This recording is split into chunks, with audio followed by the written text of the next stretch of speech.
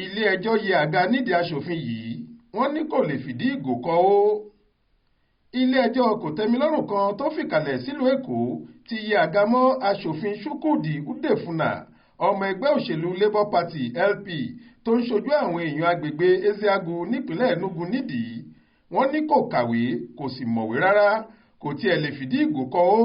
Látàrí èyí kò kúnjú òṣùwọ̀n ẹni tó yẹ kó díje fún ipò aṣòfin ìpínlẹ̀ náà ni wọ́n bá ní kó kọrí sílé wọn.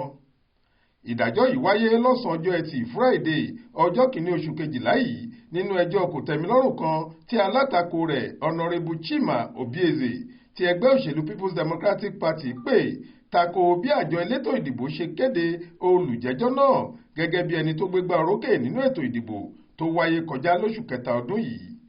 Obieze fẹ̀sùn kan Chukwudi pé bí ẹgbẹ́ Labour Party rẹ̀ ṣe fà á kalẹ̀ kò bófin mu.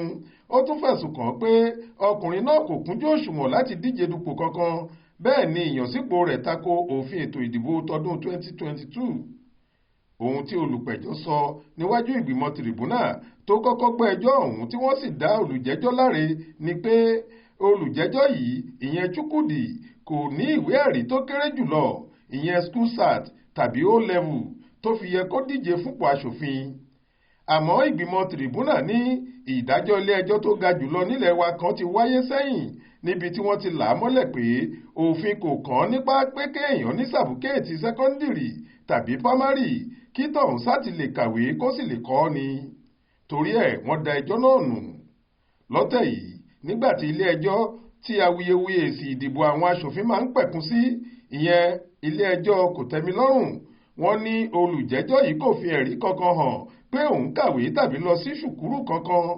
Wọ́n ní lójú òfin òpè aláìmọ̀kan àti púrúǹtù tí kò lè fìdí ìgò kọ ó ní.